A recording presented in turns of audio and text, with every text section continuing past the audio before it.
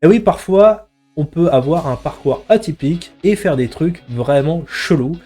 Et moi, c'est vraiment ce qui m'est arrivé, c'est que je pense que j'ai un parcours totalement bizarre. J'ai fait énormément d'agences, j'ai fait énormément de freelance, de projets.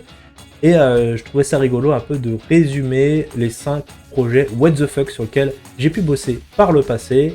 Attention, t'es pas prêt.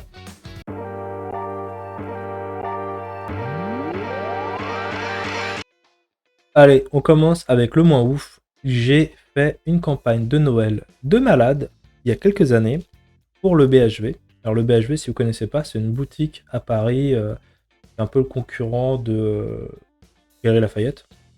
Et vous avez de tout quoi. Au BHV, c'est une boutique de luxe qui est très connue.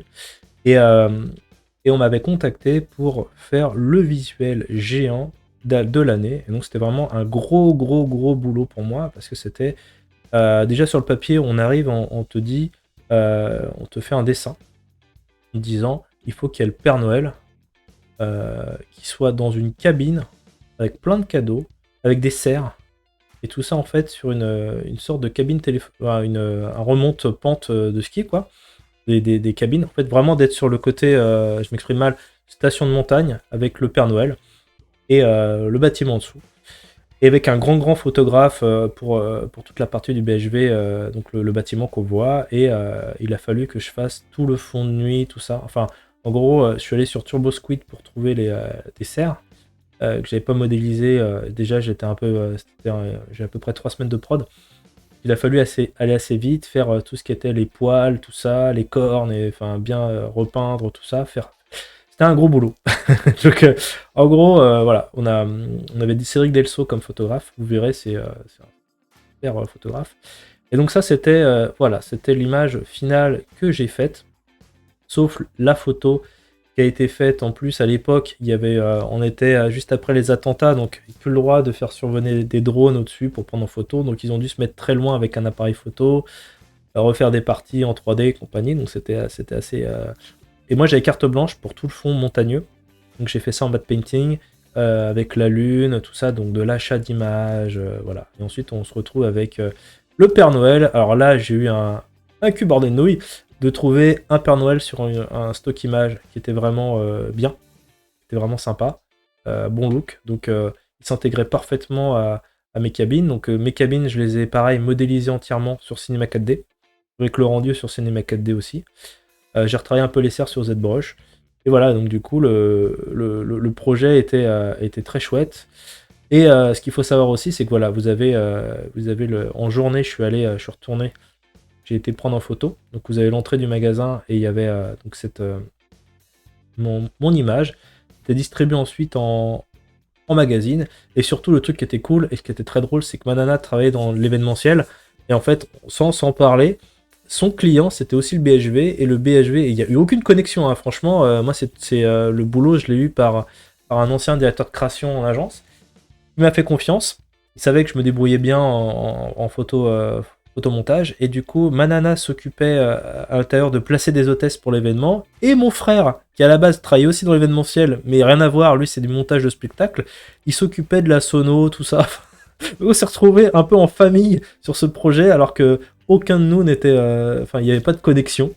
Et du coup, ce qui était très drôle, c'est qu'ils avaient fait tout un spectacle. Donc vous imaginez, vous êtes la nuit, et donc ils ont dévoilé la bâche, et ils ont fait faire descendre des Pères Noël en fait avec des cordes, des vrais Pères Noël qui ont descendu le bâtiment. Il y avait toute une animation et de la musique et tout. Donc ça faisait partie des projets où j'ai fait ah, c'est cool. Je kiffe. Et en plus, voilà, t'as ton image qui est en énorme partout dans le magasin, sur le site internet. Donc c'était vraiment cool.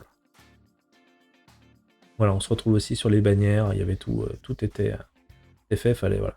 Et il y a le making of aussi, je vous mettrai le lien de mon Beyoncé là-dessus, où voilà, je montre comment la modélisation des cabines, comment j'ai pris des photos aussi pour rassurer le client sur la forme.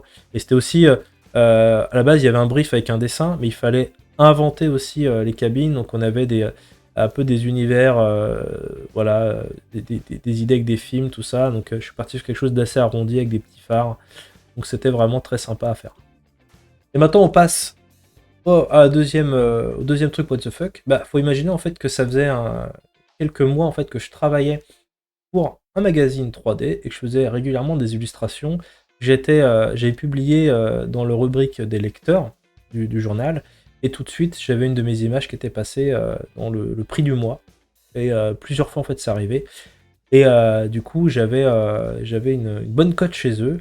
Et en fait, un jour, ils m'écrivent, ils me disent est-ce que ça t'intéresse de paraître dans notre journal, enfin notre magazine dans 2 mois, et de répondre à telle question et tout. Je fais, ouais, d'accord et tout. Donc en anglais, je réponds et tout au truc. Et en fait, voilà ce qui arrive. Le magazine en question sort et je suis dans le magazine en fait numéro 100 et je fais partie des 100 meilleurs artistes du magazine. Et donc voilà, donc vous le reconnaissez peut-être, Pablo Gomez, qui est... Ah, c'est Pablo Gomez, j'ai un doute sur le prénom. En fait, il fait des tutos en ligne. Il y a pas mal de brut en 3D. Et regardez... Voilà. Et il y a Ian Spring. Je suis à côté d'Ian Spring quand même. Hein. C'est son image de l'époque. Donc voilà, ça faisait partie un peu des highlights où tu as envie juste d'imprimer le truc en te disant yes. Je sais pas pour vous, mais moi j'ai toujours eu le syndrome de l'imposteur, le côté voilà, je suis pas assez bon, j'ai pas fait de formation en 3D, je veux dire en impression 3D, en 3D, j'ai pas fait d'école, je suis vraiment autodidacte pur. Je me suis vraiment, je me suis formé tout ça à la force du poignet et du stylet, et du coup, bah, c'était cool de se dire, waouh, ça fait partie des trucs où t'es hyper fier parce que tu te dis, c'est un magazine anglais, donc c'est un peu la crème de la crème, et qui te dit, bah tu fais partie pour nous actuellement des 100 meilleurs artistes. Alors je sais que je faisais pas partie en vrai des 100 meilleurs artistes, mais des artistes avec qui je bossais régulièrement. Et je faisais, voilà, j'avais été déjà repéré par eux. Mais en tout cas, pour l'époque, j'étais là. Ouais, yes. Donc voilà, cool. Allez, on va monter d'un cran maintenant et on va partir sur peut-être le plus gros projet que j'ai jamais fait. Et quand on parle de what the fuck, là on est dans du méga what the fuck. Je vous explique, à l'époque, je spam, donc c'est il y a 10 ans, 11 ans même, je spam mais tout internet de mes boulots, j'en mets partout, sur tous les sites où on peut mettre son portfolio, j'en mets partout. Et à l'époque, en fait, j'avais fait une espèce de une illustration, vous savez, les machines à bonbons, j'ai fait ça en 3D mais version dark. Donc j'avais fait plusieurs objets version dark, donc vraiment avec juste des lueurs, des machins, du verre.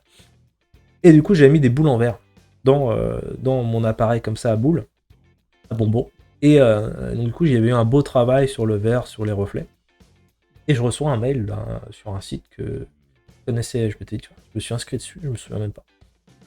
Et je reçois un email, bonjour, voilà, je suis artiste, je m'appelle François Bellanet, je ne connais pas. Et il me dit, bah voilà, je serais intéressé je cherche des artistes 3D, on a un gros projet pour la ville de Lyon, et on aimerait, voilà, ton boulot avec tes boules, là, m'intéresse, que j'ai peut-être une idée un peu là-dessus. D'accord. Why not et tout. Il y a un rendez-vous qui est pris, à l'époque j'habite à Paris, on se rencontre et tout, il y avait d'autres artistes, et là en fait on se rend compte de l'ampleur du truc. C'est qu'en fait, ils veulent faire des anamorphoses géantes, parce que le François Bellanet c'est un spécialiste des anamorphoses, donc en gros, il fait, si vous voulez, des impressions géantes, et qui sont tellement... voilà, en fait il y a un trompe-l'œil dessus. C'est-à-dire que quand vous mettez un endroit précis, vous avez l'impression qu'il y a un vrai objet qui est posé sur le sol, alors que c'est simplement un objet qui est imprimé et qui est tiré. Mais en fait, ça a été conçu voilà, en se mettant à un endroit très précis.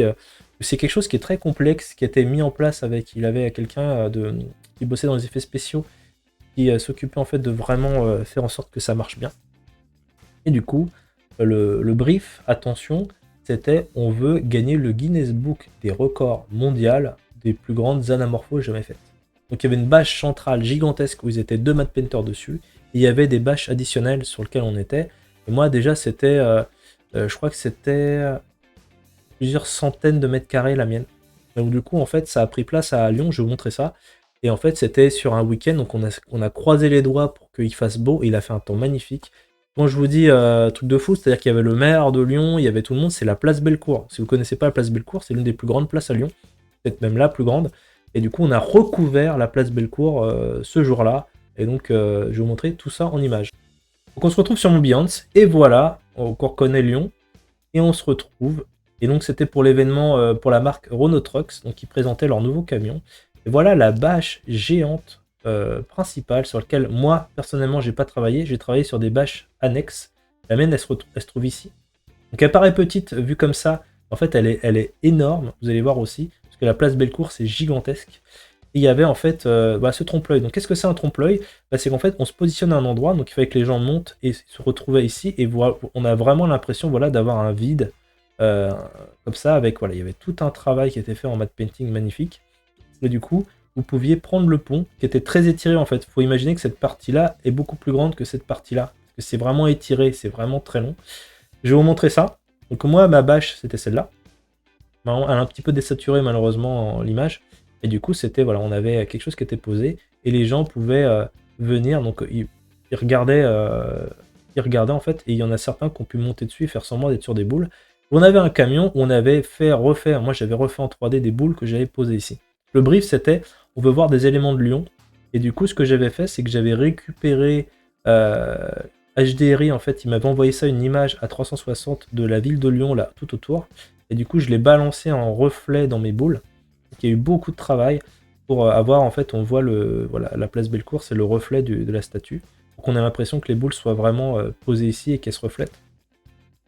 Et il y avait plusieurs contraintes. La première, c'était de travailler sur une taille aussi grande en rendu. Il faut imaginer qu'un rendu 3D, généralement, vous allez faire du coup du A4, du A3, et déjà des rendus comme ça. À l'époque, déjà il y a 11 ans, c'était très dur, très long. Et là, il fallait que je sorte des fichiers, mais gigantesques. C'était vraiment aux limites de Photoshop. Je me souviens que j'ai dû les couper en carrés, en plein de carrés pour les assembler, tellement c'était long en termes de rendu. C'était faramineux, alors qu'il n'y avait pas... C'était pas énorme en termes de calcul. Et ensuite, il fallait que je fasse les retouches Photoshop dedans pour intégrer mes images en plus. Donc c'était vraiment très très fastidieux. Donc on avait d'autres personnes qui avaient fait un autre man painter qui avait fait un autre boulot aussi. Il y a vraiment des trucs pas mal. Et du coup on se retrouve avec pour le bilan, je montre le croquis de base. En fait donc on a les boules avec le camion qui déverse. Donc du coup c'était compliqué, il fallait vraiment arriver à ce que les boules elles aient la même taille ici, qu'on comprenne que il les déverse. Il y a des choses qu'on peut pas maîtriser, c'est l'ombre du vrai camion évidemment. Du coup là ça mord un petit peu dessus, mais en fonction du soleil, une fois qu'on a le soleil dans ce sens-là, il fallait que ça pouvait marcher en fait. Ça marchait mieux visuellement. Voilà quelques extraits du rendu. J'avais fait une première maquette pour montrer au client. Donc voilà. Après en sachant que ça va être imprimé sur quelque chose posé au sol, donc vous n'allez pas avoir quelque chose d'aussi pur. Et surtout, ce qui est hyper intéressant après, c'est que du coup, c'est fait en Normandie sur des machines à des tailles gigantesques. C'est vraiment de l'impression que vous avez sur des rouleaux qui existent. Il y a peu d'entreprises qui peuvent sortir de cette taille-là. Et donc là, on avait un premier essai de montage. Donc vous imaginez, il faut vraiment un entrepôt énorme. Donc c'est vraiment des mecs, je pense, qui font pour le Stade de France, ce genre de choses. Donc là, on se retrouve avec à monter. Donc regardez, là, j'adore cette image. On voit le mec qui est en train de dérouler. Et donc vous voyez que mon impression, si je remonte au début, la boule là, en fait la boule en vrai, elle n'est pas du tout ronde, elle va être au contraire extrêmement étirée pour qu'on ait cette impression que c'est posé droit. Et donc voilà, on a vraiment différents... on voit exactement, ils sont en train de contrôler la qualité. On voit la façon c'est imprimé avec ça va être superposé. Et donc voilà, on avait des gens, des clients qui se sont posés dessus pour faire le test. Parce que ma bâche, c'était la bâche test pour voir si ça marchait. Donc on a mis en place ici, c'était l'endroit où les camions allaient arriver. Et regardez, surtout ce qui est très drôle, c'est qu'on voit que les premières boules, les petites boules à la fin, sont carrément plus grandes que la première. Parce que regardez, en fait, les dernières, elles sont hyper étirées parce que c'est carrément... pour que l'anamorphose, plus l'objet est loin, plus il est tiré pour que ça marche au niveau de l'œil. Donc du coup, j'avais trouvé d'autres photos de l'événement. Donc il y avait aussi ça qui avait été balèze, vraiment balèze, fait par un artiste aussi. Donc les gens pouvaient poser, et donc c'est un gros événement. Donc c'est peut-être mon projet le plus what the fuck, parce que là, déjà on a décroché le Guinness Book des records. Et donc du coup, ensuite, je l'ai pas acheté malheureusement à cette époque-là, il paraissait. J'ai regardé d'autres années ensuite, ça a apparu. Après, je pense qu'ils font des roulements en fait en fonction des records. Peut-être que ça a été battu, mais j'ai pas revu ensuite l'anamorphose à nouveau. Je sais qu'en tout cas pour le guide de 2014-2015, il était présent. Donc je referai des recherches parce que c'était vraiment rigolo. En tout cas, record gagné, bon projet. Et puis en plus, c'est un truc assez créatif. C'est vrai que faire de la 3D pour ce genre de projet, c'est quand même hyper intéressant. Donc, yes. Mon quatrième projet, What the fuck, bah, j'en ai déjà parlé. C'était un. J'ai fait une vidéo là-dessus où je m'en prends un peu à Maxon, qui est maintenant l'éditeur de ZBrush. C'est en fait, j'ai fait une illustration pour m'exercer sur une coccinelle. Et alors, je vais parler que du positif dans cette vidéo. C'était peut-être le projet qui a débloqué pas mal de choses. Bah, du coup, je vais vous montrer ça. Donc l'idée, c'était effectivement de créer une coccinelle. Donc c'est du ZBrush pur avec du Cinema 4D pour le rendu à l'époque, donc c'est de 2013. Et c'était voilà, d'imiter les photos macro, donc avec du flou, avec quelque chose qui est plus net. Et du coup, voilà, là-dessus, c'était un peu, c'était mon premier visuel qui est pas hyper réussi en termes de, je trouve, de scénographie. C'est un peu perdu, c'est un peu dark. Et voilà, j'avais mis ça en place et déjà les premiers retours étaient encourageants. Voilà, donc j'avais gagné un prix là-dessus. Et du coup, j'ai voulu faire un deuxième visuel. Et c'est celui-là qui a vraiment qui a cartonné. Parce qu'on a vraiment quelque chose. À l'époque, les gens étaient vraiment sciés par le photoréalisme. Et c'est une belle image. Et c'est là où j'ai gagné plein de choses. Et notamment, donc j'en parle dans la vidéo, c'est Maxon qui en a fait la couverture du cinéma 4D de l'époque. Alors que c'était bourré de ZBrush et de Photoshop. Mais voilà, il y avait des tout. Et donc voilà, j'avais vraiment. J'étais allé assez loin en termes de modélisation de sculpture sur ZBrush. Vraiment d'arriver à avoir des petits picots, voilà, quelque chose de très réaliste. Rajouter des petits grains comme ça sur Photoshop, des petits trucs, voilà. Donc tout marchait plutôt pas mal. Et voilà, c'est ce qui a fait ensuite que j'ai été image du mois sur le magazine 3D Artist qui n'existe plus maintenant. Et derrière, Cinema 4D l'a utilisé pendant 10 ans quasiment. Ma photo, elle a été. J'avais signé en fait pour juste ça, et puis en fait, ils l'ont utilisé partout. Donc voilà, les différents sites Maxon à chaque fois, et il était présent. Donc voilà. Donc ça faisait partie des trucs où j'étais content. Après, voilà, ça m'a surtout aidé pour bosser avec le magazine 3D Artist. Après, pour Maxon, pas plus que ça. J'ai pas eu plus de retours. Mais bon, en tout cas, voilà, c'était déjà beau projet, et puis belle exposition, et ça fait un petit truc à imprimer dans son cadre en disant yes, c'est cool. Et le dernier truc, what the fuck, auquel j'ai participé, c'est qu'un jour, j'ai été contacté par un site de formation en ligne, jusque-là, pas, chinois. Et depuis, ça fait des années, j'ai des formations en chinois. Je te présente le site huc88.com, ici. Et j'ai fait plusieurs vidéos. Je sais plus exactement, je crois que j'ai dû forcément les faire en anglais. Et donc tu peux, je crois que c'est un site où quand tu t'inscris, tu peux accéder directement aux formations. Alors c'est pas des trucs de ouf que j'avais fait, mais je m'étais quand même bien fait chier. C'était voilà, de faire des planètes en. J'avais fait un projet comme ça. C'était des planètes en laine. Je montrais aussi comment j'avais fait une scène pour un boulot et comment faire une corde en écrivant. Voilà, avec un petit truc. Et alors du coup, le truc qui est très drôle, c'est que j'ai eu des commentaires, j'ai eu plein de trucs, donc je pense que j'ai 185 followers chinois. Et il y avait plein de trucs décrits, et je ne sais absolument pas ce qui est écrit. J'ai eu des commentaires de gens qui m'ont mis voilà, qui ont répondu au truc. Voilà. Je sais absolument pas ce qu'ils disent. Donc je vois qu'il y a du 5 sur 5, donc j'imagine que ça doit être... ils sont plutôt contents du résultat, bon bah tant mieux. Donc voilà, bah là il faut s'inscrire j'imagine. Ça rien. J'aime bien en fait, c'est que vraiment le design il est what the fuck quoi, il est tellement asiatique avec les trucs comme ça là. Donc voilà, celui-là pas ouf en tuto, en plus je m'étais galéré. Des fois c'est marrant, c'est qu'on peut avoir une idée puis en fait à l'exécution le truc il rend pas génial. Et là c'était ouais, ça c'était le plus sympa, malheureusement on peut pas le voir non plus.